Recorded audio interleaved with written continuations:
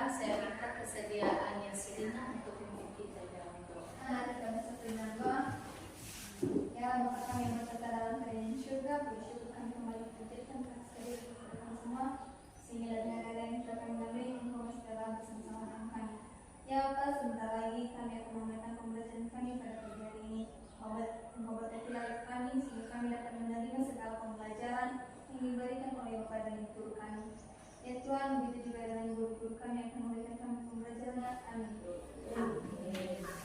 Orang yang tidak hadir ya, ada kelompok 1, kenapa tidak hadir? Sudah kasih surat? Sudah. Oh, yang barusan dioperasi ya. Oke.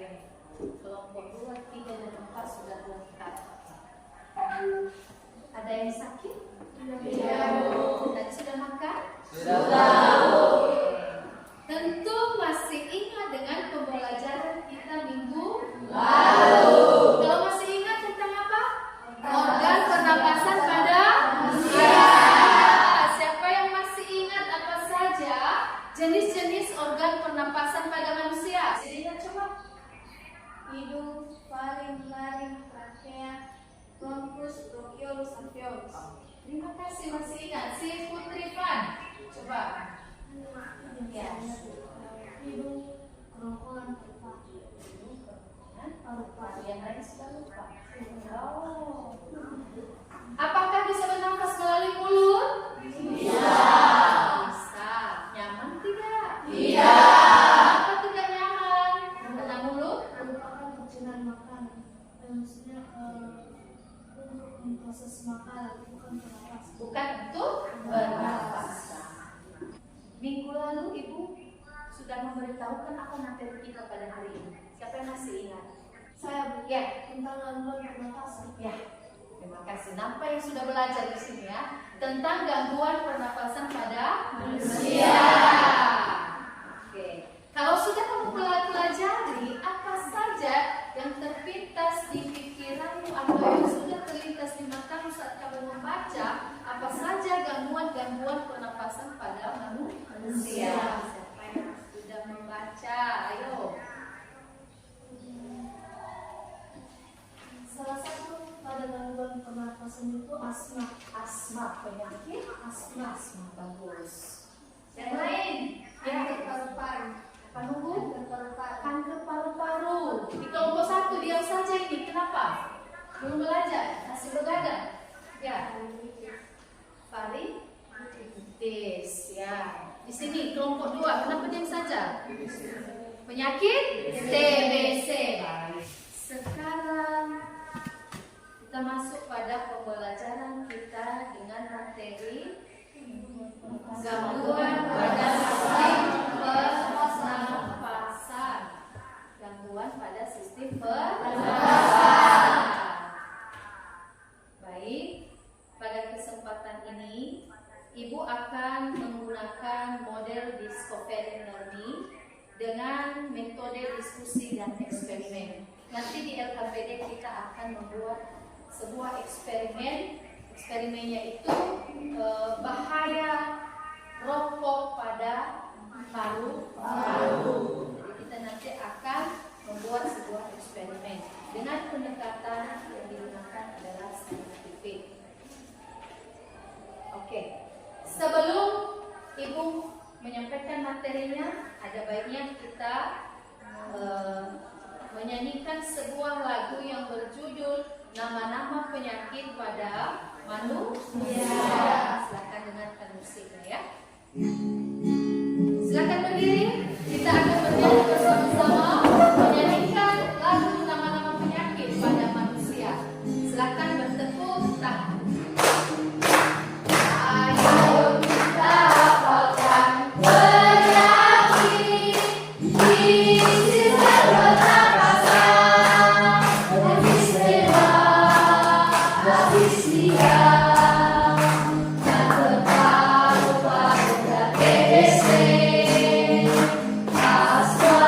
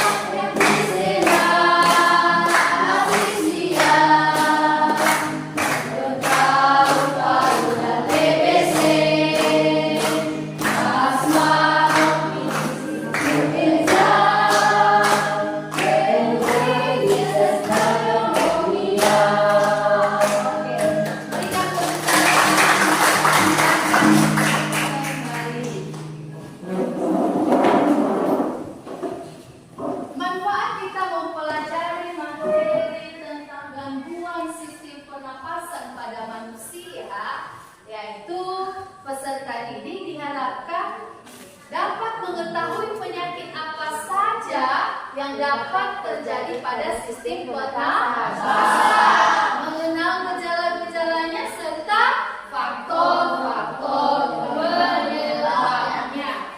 Tujuan kita mempelajarinya di sini sudah Ibu uraikan sebanyak 4 jenis, yaitu pertama, peserta didik diharapkan dapat menganalisis berbagai gangguan pada sistem pernapasan pada manusia dengan benar.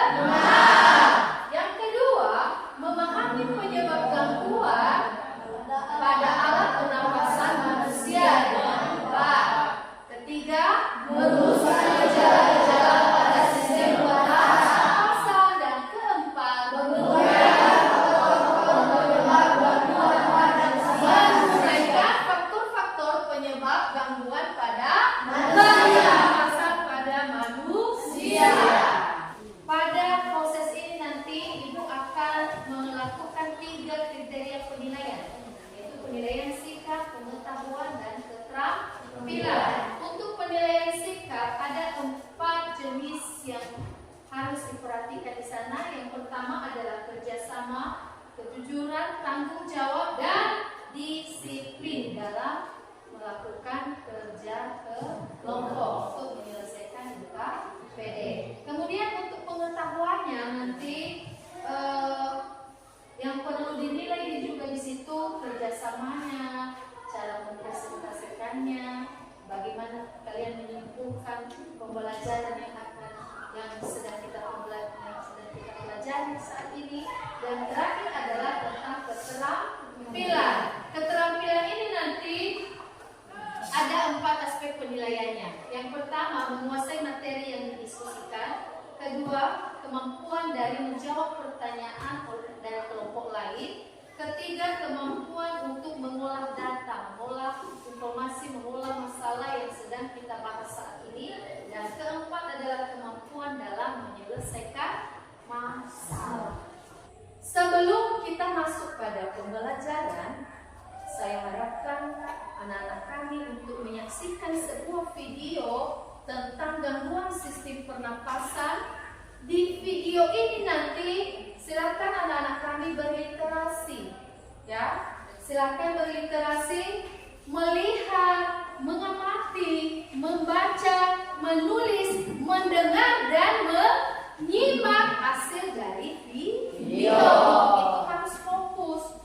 Jangan pikirannya kemana-mana dulu. Nanti kamu tidak bisa menyimak, tidak bisa menuliskan apa saja intisari daripada video yang sudah Ibu tayangkan. Begitu ya? Oke.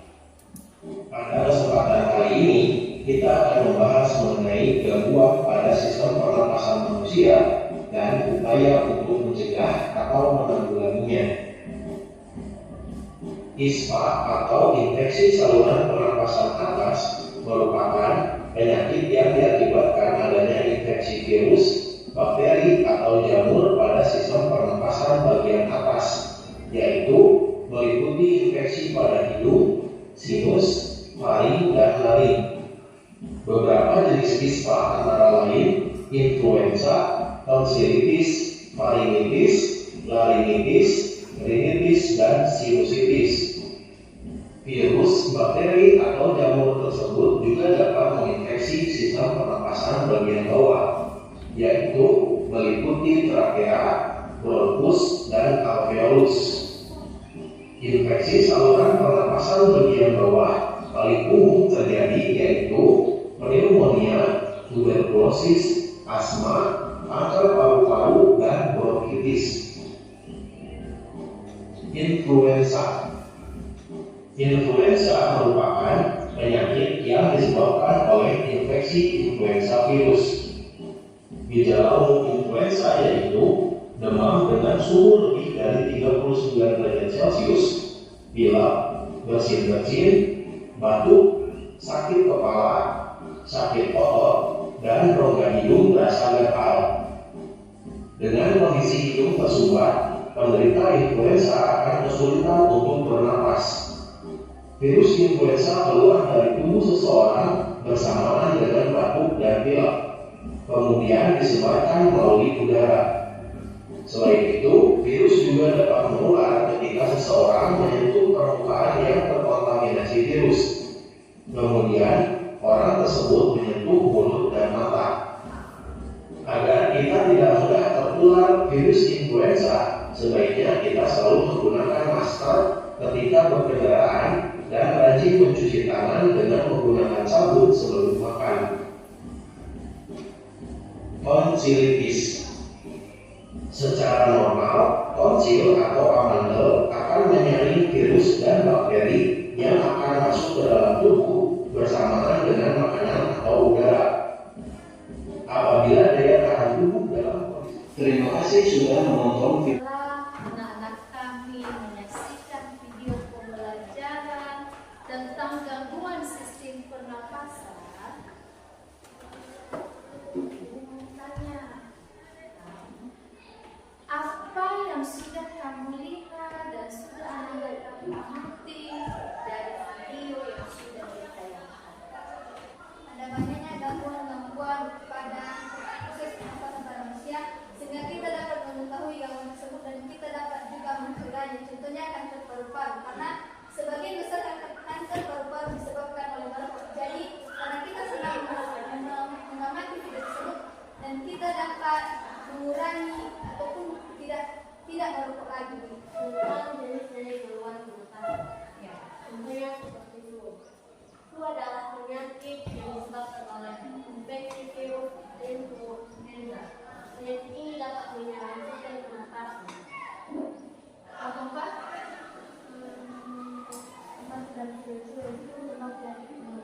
Pneumonia. Penyakit ini merupakan infeksi pada virus dan virus. Penyebabnya itu infeksi dari virus, jamur, bakteri, dan lain sebagainya. Terima kasih. Baik, dari hasil yang sudah anak-anak kami amati, nanti kita akan diskusikan di kelompok masing-masing. Ya, apa saja jenis-jenis gangguan pada sistem pernapasan, apa saja gejala-gejalanya dan apa faktor-faktornya. Kemudian bagaimana cara kita mencegah supaya kita tidak mengalami gangguan pernapasan. Pada kegiatan kita sekarang ini adalah Ibu akan membagikan ke KPD tentang membuat eksperimen dari bahaya merokok. Langsung saja Ibu akan bagikan masing-masing bahan dan KPD untuk masing-masing kelompok. Ya. 5.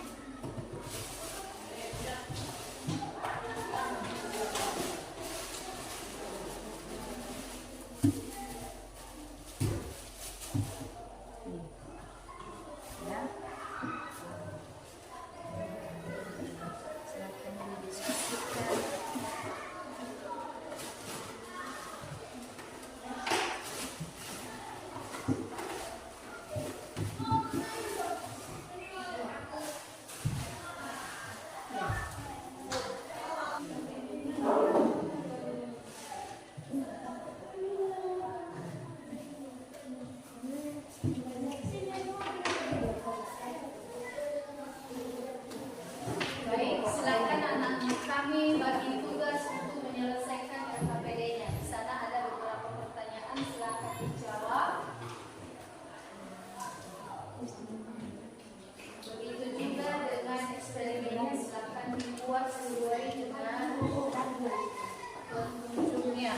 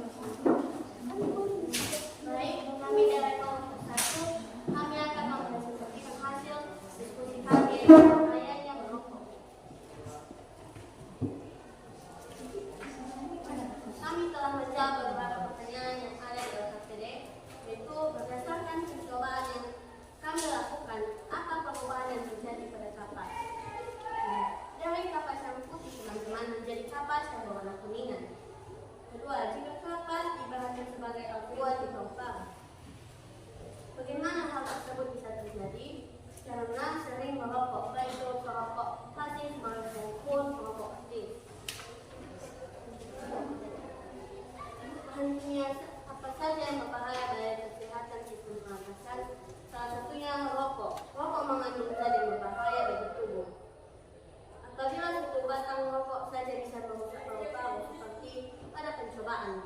Apa yang terjadi apabila seseorang merokok selama bertahun-tahun lebih dari 1 batang sederhana? Sesat dan paru-paru hancur. Kesimpulan kami di merokok teman-teman, merokok dapat membahayakan tubuh. Merokok juga dapat merusak paru-paru dan dapat mengganggu demokrasi.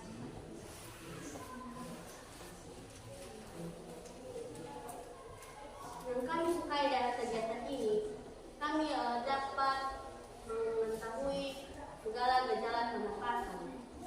Apa yang menantang dari kegiatan ini? Merokok sungguh tidak baik untuk sistem pernapasan. Apa harapan kamu untuk mempelajari biologi berikutnya? Dapat mengetahui lebih dalam lagi tentang materi. Sekian presentasi dari kelompok kami. Jika ada pertanyaan, silakan. Ya, silakan kelompok 4. Apa itu perokok masif? Rokok pasif yaitu seperti rokok pasif itu lebih bahaya dibanding rokok aktif. Rokok pasif itu yaitu menghirup asap yang dikeluarkan oleh rokok aktif. Sekian presentasi dari kami. Kami ingin mengakhirinya dengan pantun. Tidak kesepian tanpa kekasih. Cukup sekian, terima kasih. Tepuk tangan untuk buatlah kesimpulan dari hasil pembelajaran yang kita pelajari saat ini. Bacakan secara bersama-sama apa saja gangguan pada sistem pernapasan. Mulai. Gangguan pada sistem pernapasan adalah asma, infeksi paru-paru yang disebabkan oleh bakteri, virus atau jamur, penyakit paru-paru obstruktif kronis, penyumbatan pada pembuluh darah di paru-paru, tekanan darah tinggi pada pembuluh darah di paru-paru, batuk kerejang, infeksi pada epiglotis, tuberkulosis, kanker paru-paru. Oke, terima kasih. Gangguan yang kedua? Ayo. TBC ketiga. Flu keempat. Pneumonia. Ya, kelima. Laringitis. Kesimpulan yang terakhir tadi apa? Faktor-faktor dari penyebab sistem pernapasan apa saja? Sebut bersama-sama, ayo.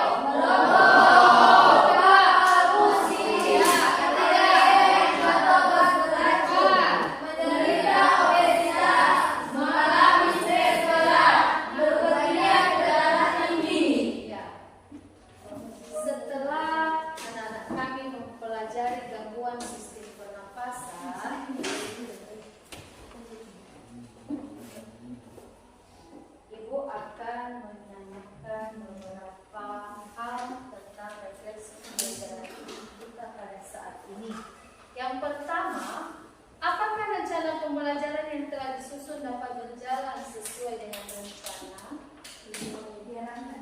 Tentu kurang sesuai. Kenapa?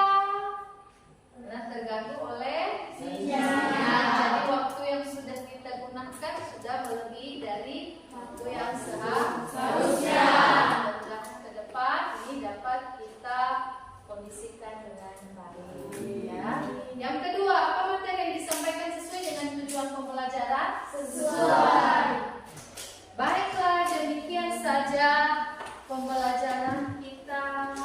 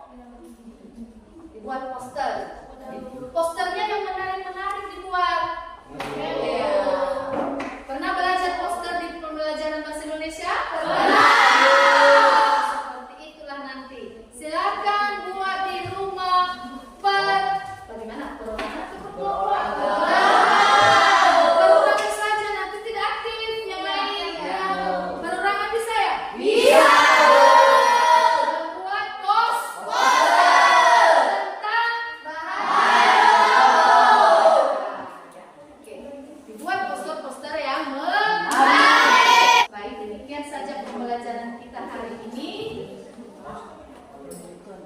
Sebelum kita mengakhirinya, silakan dulu anak kami tes untuk membawakan kita dalam doa.